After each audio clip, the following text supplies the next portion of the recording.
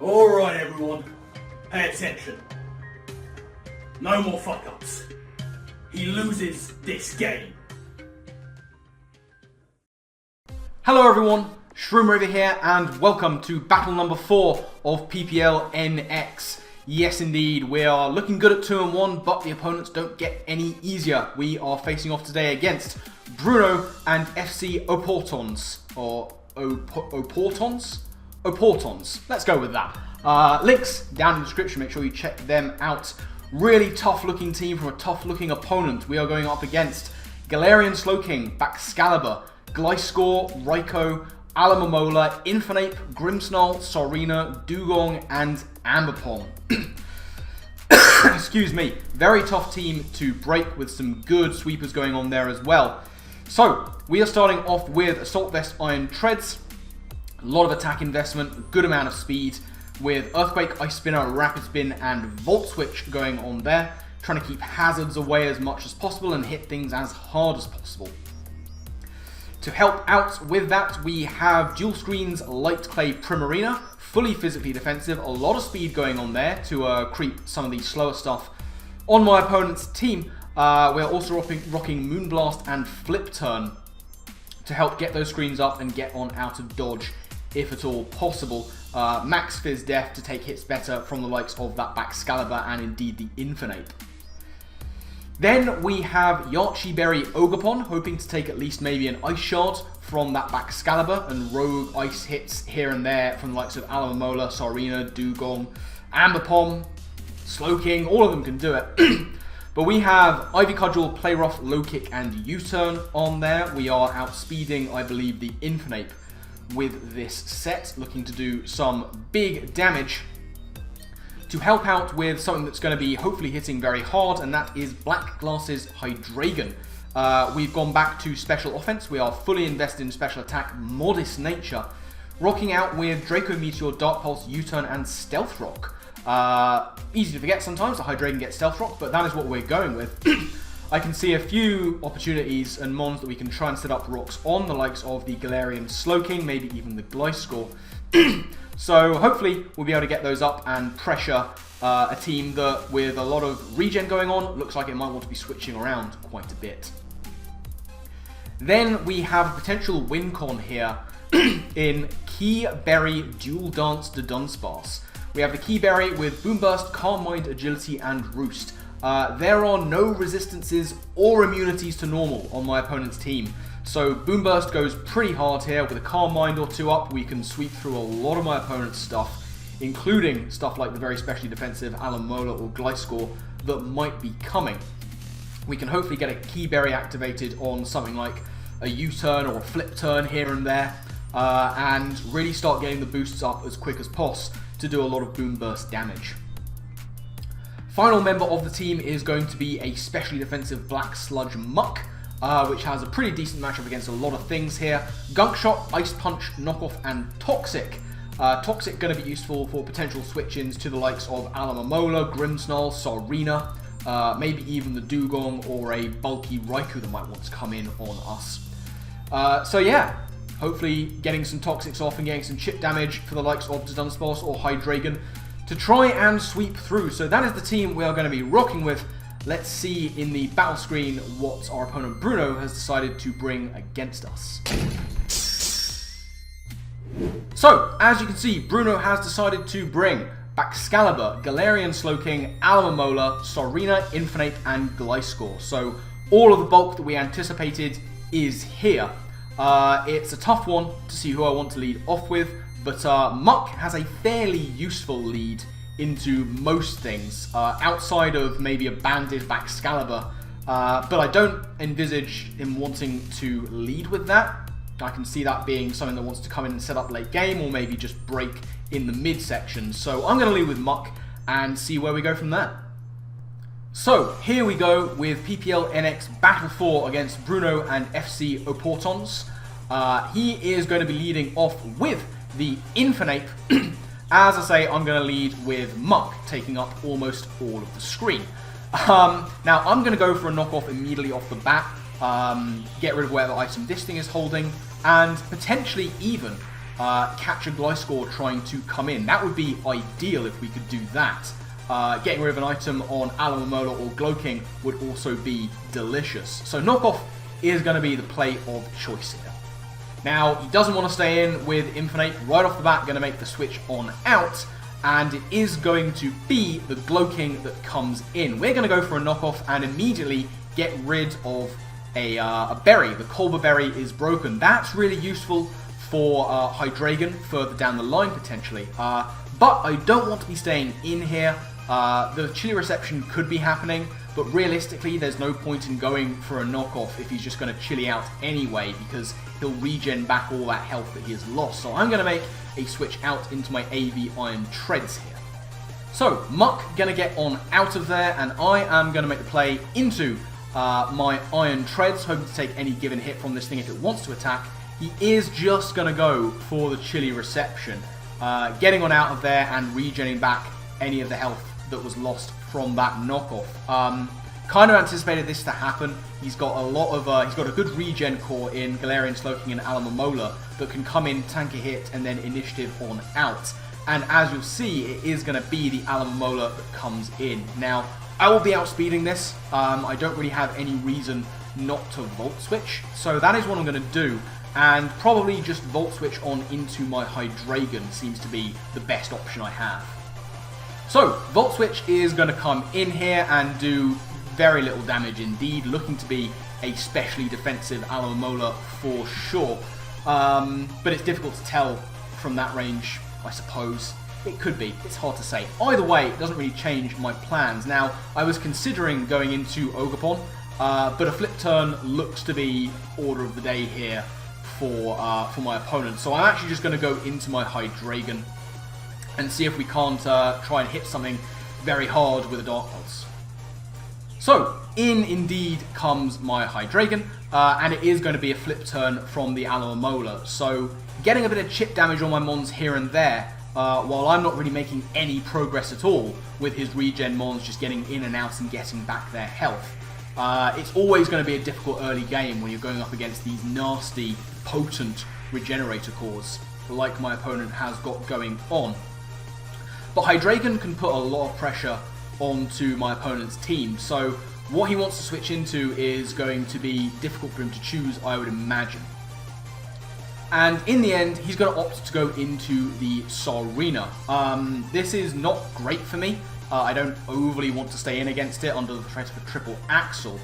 But I'm rather banking on it not being scarfed. I could just U-turn on out of there and go into something like my Muck, which is probably going to be the best thing to take it on. Much as I would love to get rocks up here, I can't in front of Sarina. I'm going to have to get on out of there and go into something that's a bit better equipped to deal with this guy.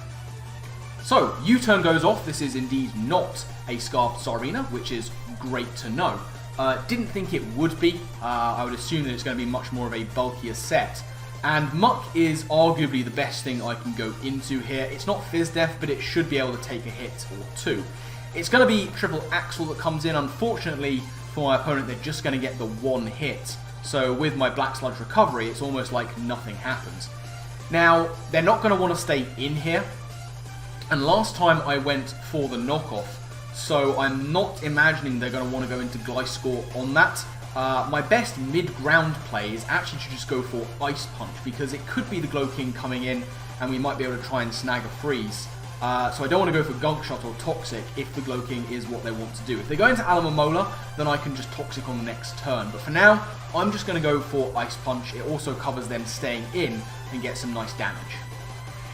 Now, they do not want to stay in on my Muck with Sarina for very good reasons. And they are just going to go back into the Gloking, as I'm going to go for an Ice Punch and do not a whole huge amount, maybe about 15%, if that. Now, I could stay in here, but realistically, it's not a great idea. I should take a hit, even if it's a Psychic or a Psyshock. I really ought to.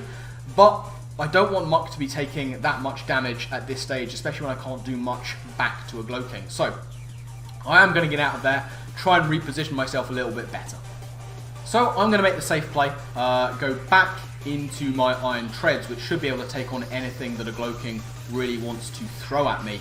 Unfortunately, it is just going to be yet another chilly reception. So this Gloking is proving to be a slippery customer. It's going to be able to get out of there, get the regen back to full health once again. And honestly, it's looking like the Alomola is just a very safe switch in to my Iron Treads. There's very little I can do to it, and I certainly can't stay in under the threat of a stab move. So back in comes the Alomola, and at this point I sort of lose my patience a little bit. I get far too ahead of myself here. I want to try and force progress is what's happening, because we're just seeing Alomola and Gloking just pivoting in and out, getting chip damage and healing themselves back to full. So instead of making the safer play and Volt Switching into my Hydreigon, what you're going to see me do is Volt Switch into my Ogerpon just to try and force the issue and force some progress. So Volt Switch is going to come off, once again do very little. I'm going to get out of there, and while I potentially should be going into my Hydreigon, what I'm actually going to do is go into my Ogerpon to try and force the issue. Yes, sir. Understood, sir. Alright everyone, listen up. We've got another burn incoming and we want to make this one count. Let's get it done. So, in comes the Ogerpon on the predicted flip turn, and they're actually going to go for Scald this time, and immediately get the burn. That is terrible. Really, really bad for me. I should have just gone into Hydreigon, it was the safer option, and then I could have got my rocks up. Unfortunately, I got impatient. I pulled the trigger way too early on Ogerpon and went into it without getting any progress, and we take a burn for our troubles. That's unfortunate, but we have to play through. I am just going to go for the Ivy Cudgel. No real reason not to. We could still crit and do a big amount of damage, but unfortunately this Alomola is now looking like it's going to be much more of a problem than I was hoping. So here comes the Ivy Cudgel. That is going to do like a good amount, but this thing is still at above half, and now they can just go for the flip turn, get on out of there, get their regenerator back, and go into something to reposition themselves better. And now in comes the big threat. It is the Night King. It is the Baxcalibur. With us being burnt, there is really not a whole huge amount we're going to be able to do to this guy. I consider going for the U-turn, but I can't really take the risk of staying in and going for low kick in case it wants to set up Dragon Dances. So U-turning is going to be the play, and much as I didn't want to have to go into my Primarina this early, it's looking like I really have to, because there's nothing else that is going to take repeated hits from this guy. So U-turn, going to come in, do a nominal little chunklet of damage, and Primarina really is the only play that I have. So Primarina is going to hit the field, and in comes Icicle Crash from Bax, and my goodness, that is Adamant Choice Band. That does a huge amount of damage to me. Not happy with the amount of damage that Primarina has already taken. But I know that staying in is absolutely not an option for the Bax. He's going to have to get on out of there. And honestly, Gloking is a very good switch in, but I am still going to go for my Reflect and Light Screen combination here, and see if we can't get something going behind screens. So, Baxcalibur is of course going to switch on out, not wanting to stay in on a Primarina, and it is going to be the Gloking that comes in. This is okay, I guess.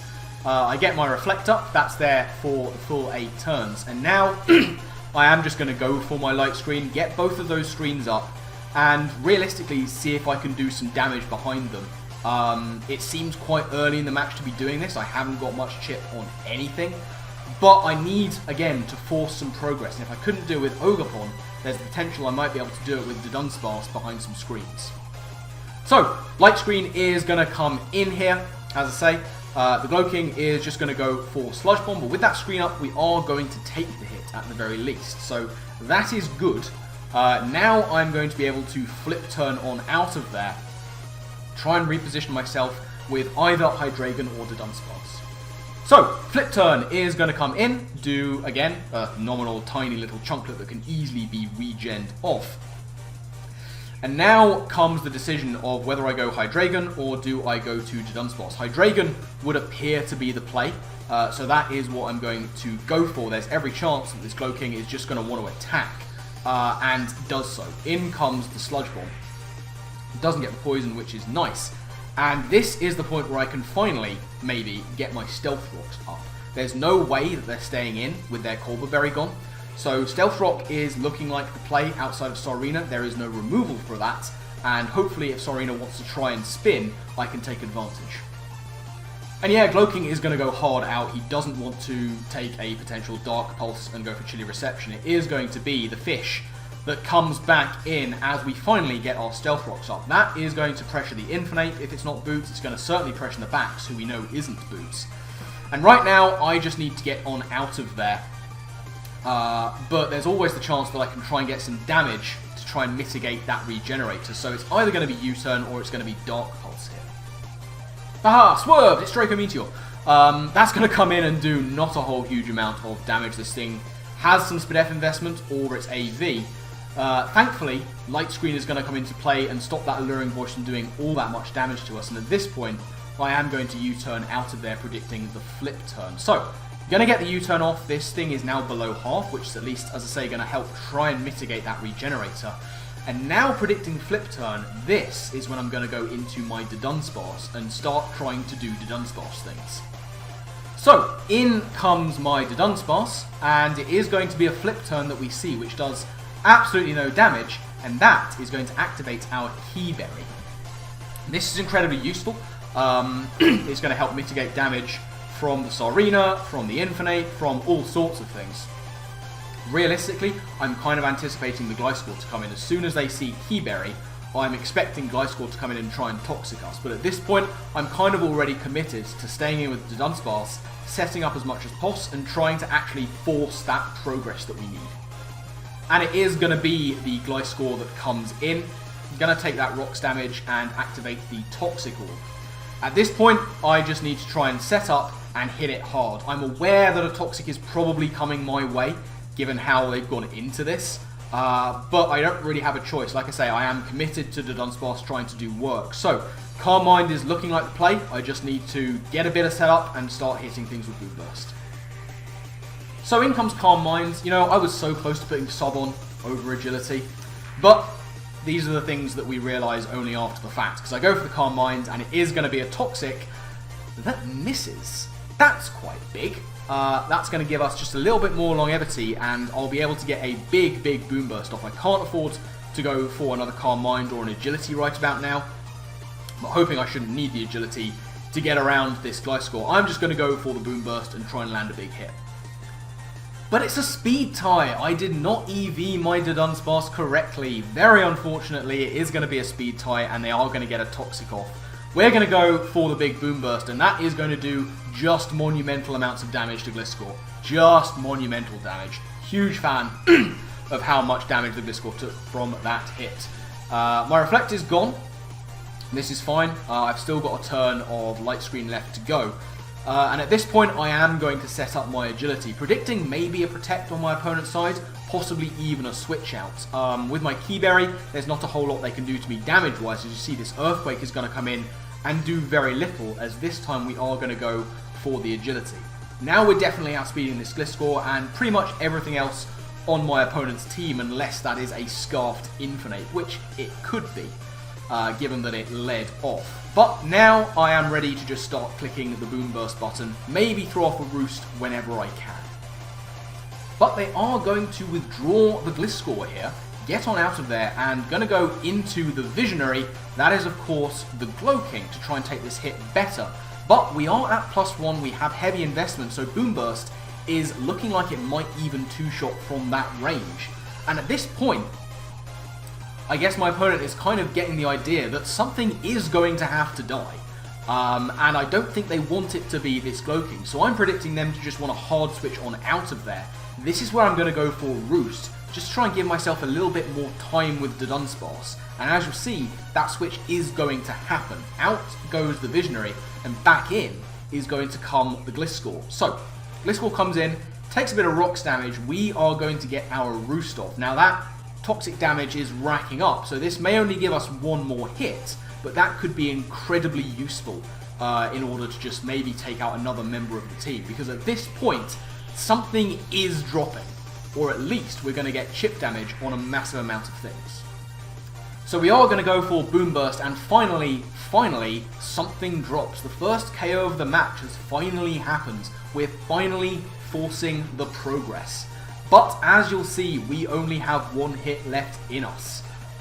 Because we're going to drop to the toxic damage on the next turn. Like I say, really wishing I had that guaranteed speed investment and really wishing that I had sub over agility. But these things, they happen. At this point, Dudunsparce, as I say, has one hit left, and it's going to have to be a big Boom Burst onto something. And that something is going to be the Sarina. It's going to come in and take a bit of rocks damage. But at this point, as I say, I just lock into Boom Burst immediately. Gonna go for it. That is going to take out the Sarina. Down it goes, meaning my rocks are there to stay, which is great. Unfortunately, Dudunsparce has really run its race. It's done some good damage, it's gotten rid of Gliscor and Sarina. Down it goes, unfortunately, and rather unfortunately for me, those two regen mons are not two of the ones that went down. So, I am going to go into Muck on the double down. My opponent is unfortunately going to go into the Glowking. Bit unfortunate for me here, not a great matchup. I could just go for knockoff, but I'm sort of not happy about the amount of things that I have left. I really need to keep Iron Treads healthy, and one like Fire Blast prediction will take me down by about a third. So knockoff is probably the best play I have, just to try and take this thing down below half and once again mitigate that regenerator. So it is going to be knockoff that comes in, taking the Visionary down to about a third of its health, but once again it's going to be that chilly reception, getting the regenerator back. And now Bruno can afford to go into one of the big hitters, and looking at the team, it's looking most likely to be that Baxcalibur. And it is indeed going to be the Baxcalibur, and at this point I basically have to pick a fodder, and it is going to be my Primarina that is the option. Really a bit of a mistake on my part. What I potentially should have done here was just gone into my Ogerpon. It's really not doing anything for the rest of this game, and I know this thing's banded, so keeping my Fairy would have stopped it from locking in on a on an Outrage or a Glaive Rush. But I do choose to go into Primarina as the Earthquake is going to come my way. So down goes Primarina.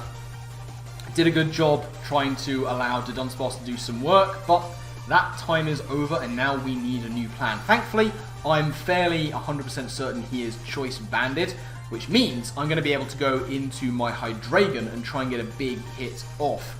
Anticipating the Alomomola to come in, what I'm going to do is go for Dark Pulse. It will do a huge amount of damage if he predicts a U-turn and stays in.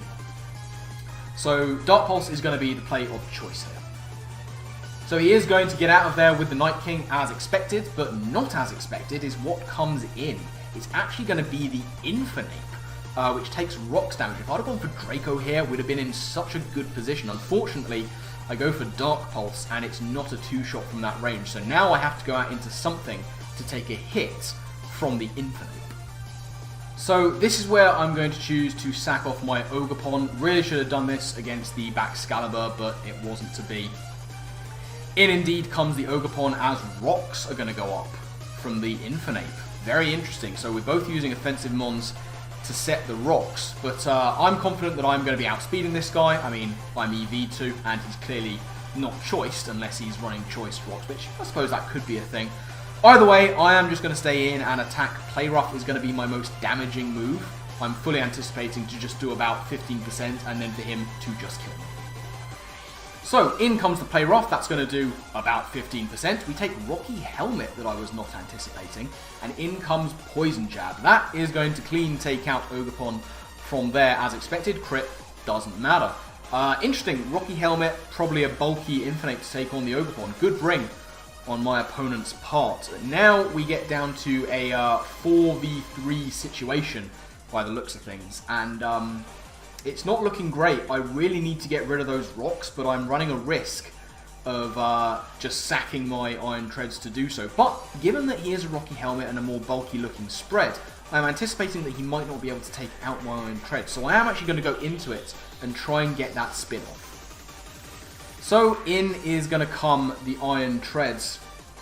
And like I say, I am going to go for the Rapid Spin. In hindsight, not a good move. Should have just gone for the Earthquake. Should have just taken this thing out here and now. It would have put me in probably a much better position, especially given, again, that banded Baxcalibur is still kicking around. And I really shouldn't be taking damage on an Iron Tread. That is one of the best things to mitigate it, just going for Dragon moves. I'd at the very least take one. So yeah, not the most amazing play on my part here to go for the Rapid Spin, but it's what I locked into. So we'll see where we go from here. It is going to be a close combat from the Infernape. He is going to outpace my Treads, so looking to be at least a fairly speedy one. As I say, we are going to go for the Rapid Spin. It's not going to get the KO. We're going to get the speed boost, but the Rocky Helmet is going to put us way down into the red, and this is not a good position for Treads to be in, especially if that last move is Mach Punch.